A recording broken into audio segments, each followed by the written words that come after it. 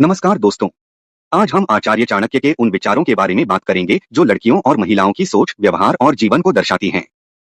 चाणक्य कहते हैं कि स्त्री जल्दबाजी में निर्णय नहीं लेती।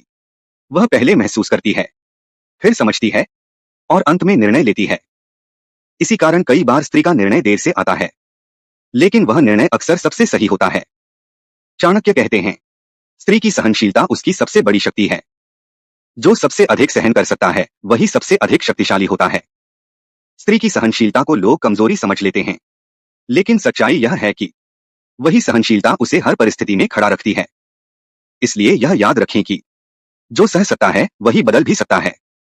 आचार्य चाणक्य के अनुसार स्त्री का क्रोध बहुत कम लेकिन बहुत निर्णायक होता है। जब स्त्री मौन तोड़ती है तब परिवर्तन निश्चित होता है। स्त्री का क्रोध शोर नहीं करता, धमकी नहीं देता, लेकिन परिणाम जरूर देता है।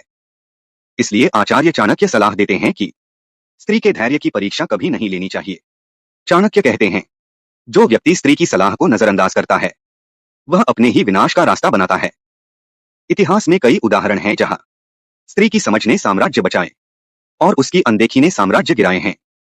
इसलिए व्यक्ति को स्त्री की सलाह पर ध्यान जरूर देना चाहिए। चाणक्य कहते हैं, एक शिक्षित स्त्री केवल परिवार नहीं, पूरे राष्ट्र का भविष्य गढ़ती है। बच्चे का पहला विद्यालय मां होती है। उसके संस्कार, सोच और दृष्टि आने वाली पीढ़ी की नींव बनते हैं। चाणक्य के अनुसार जहां स्त्री सुरक्षित और सम्मानित होती है, वहां समाज स्थिर रहता है, और जहां स्त्री को डर में जीना पड़े, वहां अशांति जन्म लेती है। इसलिए स्त्री का सम्मान समाज की स्थिरता के लिए बहुत जरूरी है।